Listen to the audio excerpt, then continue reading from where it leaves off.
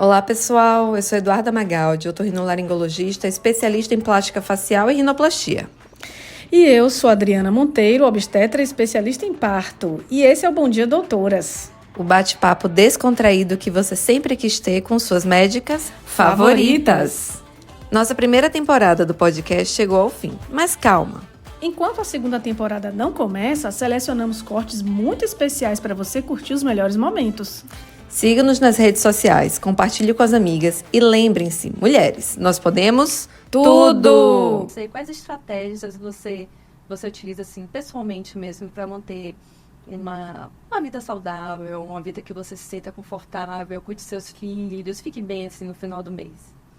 Sim, eu nunca tive, graças a Deus, né? Depressão, burnout, não. Eu acho que ter priorizado minha vida espiritual sempre foi uma coisa muito importante, né? Perfeito. Isso é do tripé que a gente fala, né? De físico, mental e espiritual sempre foi muito forte.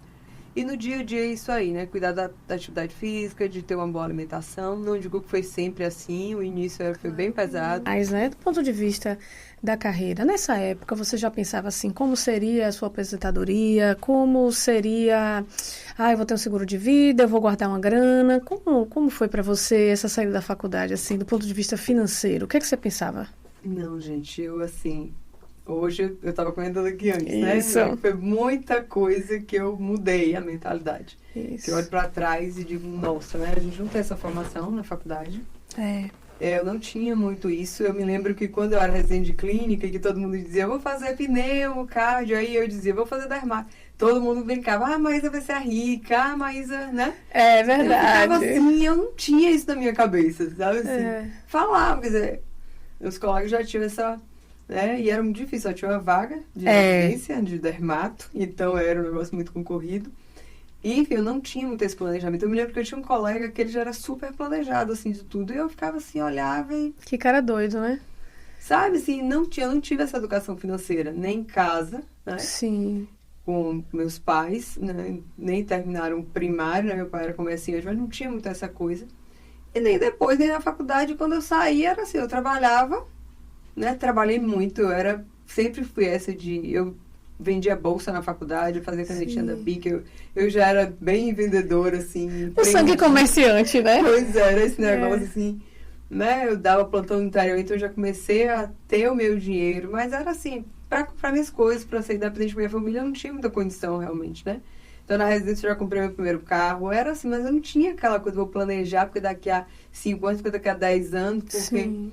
Nada. Você foi entrando no mercado, foi se adequando e aí foi levando. Exatamente. Terminei a residência, aí fui tirando meus plantões, né? Porque eu já podia trabalhar como dermato, trabalhava em várias clínicas, 5 clínicas eu trabalhava. Né? Então, lá Fez o concurso, né? O concurso veio depois, assim... eu formei em 97, o concurso do IML foi em 2005, né? Isso. Eu estava esperando, porque desde a época da faculdade eu queria ser legista, né? Era uma coisa que você queria? Queria muito. Eu fiquei com média 10 em medicina legal na faculdade. Eu também. Né? Foi meu primeiro estágio. Eu Eu sou apaixonada por medicina legal. Só que legista é igual juiz. Você pode ser um concurso. E só foi concurso. Tinha sido em 95, eu formei em 97, só teve em 2005. Mas, assim, nessa época eu trabalhava em várias clínicas e eu já tinha isso de querer assumir, sabe, assim, a gestão, porque eu queria fazer do meu jeito. A questão era isso. Sim. Eu queria melhorar o atendimento.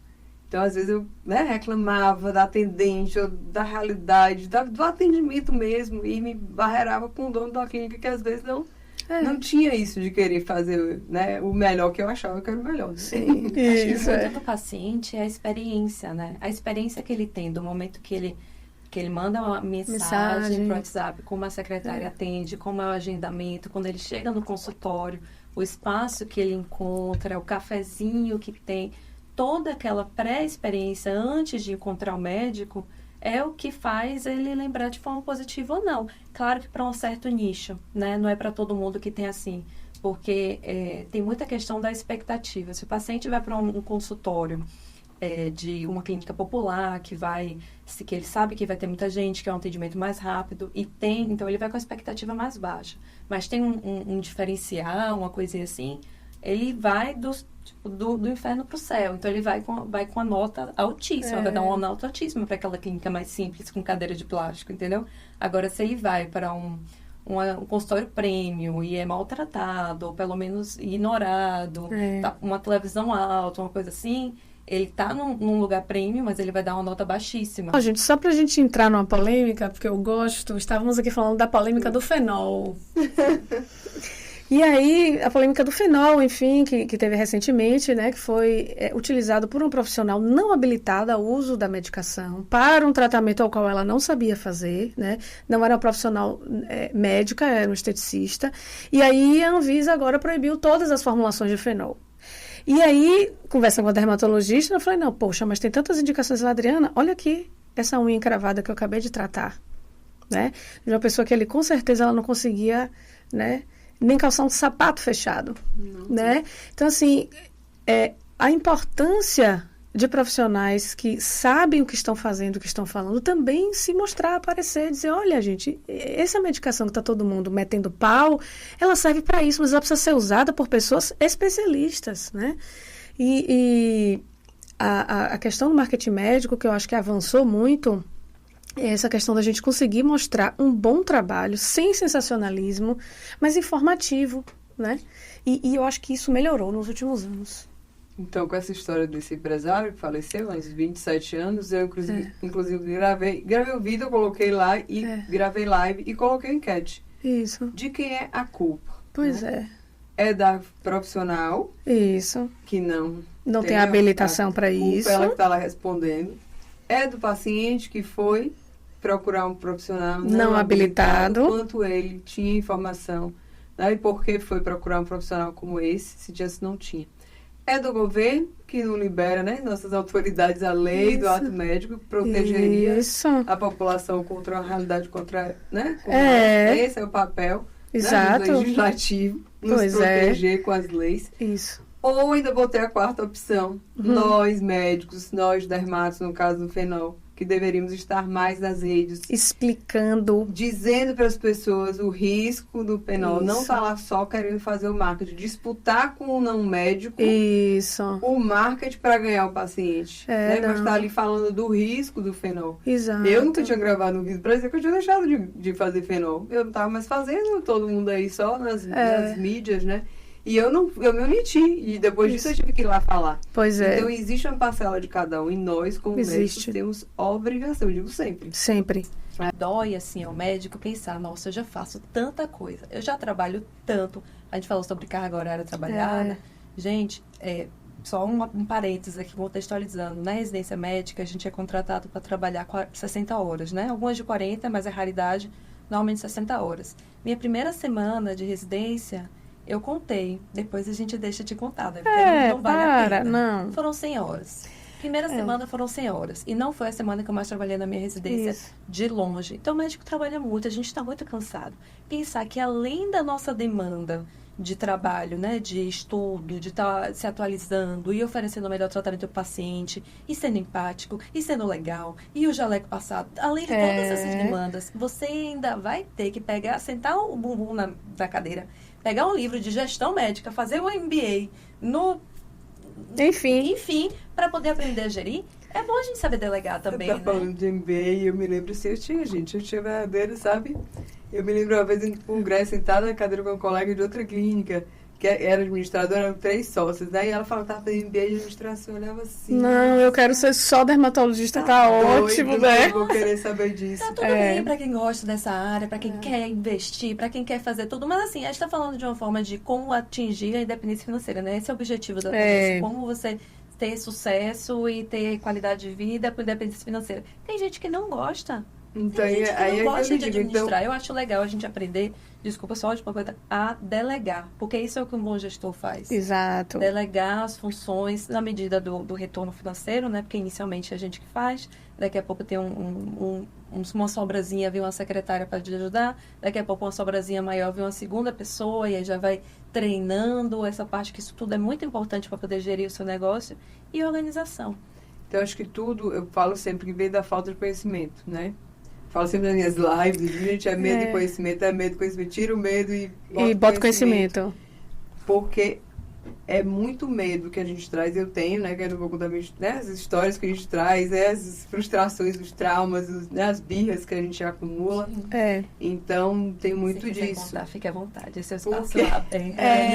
Eu conto várias coisas aqui. Exatamente. Tipo assim, porque acaba, né? Às vezes, as coisas que nos limitam, coisas que não, né, não valem mais a pena pra gente naquele momento. Então, pra mim, era assim, hoje, eu não vou dizer jamais que a pessoa olhe para alguém que está fazendo um MBA, um curso, um Mastermind, hoje eu faço parte de 2, então assim, mudei completamente de cabeça, eu digo que não, que sabe, que olhe com maus olhos, como eu olhei para aquela coisa, gente, é absurdo, né? A gente precisa aprender, porque quando você aprende, você faz mais fácil, mais leve, né? Você vai ter a organização para fazer. E muitas vezes a gente tem aquele medo, aquele pavor, mas nem sabe que o bicho não é tão grande desse jeito. Então... E eu acho legal essas mentorias e esses masterminds, etc., não só para quem é dono de clínica, por exemplo, mas para todo médico que deseja ter uma vida financeira livre, né? Não estou falando aqui de riqueza, de ser milionário, nada disso não, né? Que consiga pagar com suas contas com decência, né? Tem aquela questão do padrão médico, né? Versus a realidade da vida. Isso é um tema bem interessante da gente abordar. Eu acho que muitas vezes... Vem aquela coisa, né? Rico, é milionário, não sei o quê. A sociedade espera que o médico se comporte de uma forma financeira que não é atingível. E aí isso vem com uma cobrança pessoal também. Tem colegas meus que terminam a residência, a faculdade, vão dar plantão para poder comprar o carro do lançamento, ter viagens internacionais 2 ao ano, no mínimo ter a melhor bolsa, a melhor coisa. Isso. E assim, isso não se sustenta. Isso. Tem que ter planejamento. E tipo assim, até onde você consegue aguentar. Aguentar toda essa demanda financeira com plantão, com tocação de ficha de 10 minutos. Quando é que isso vai além do que você está disposto a dar, tá? A primeira coisa é isso aí, você tem um planejamento, é aquela regra do 50, 30, 20, né?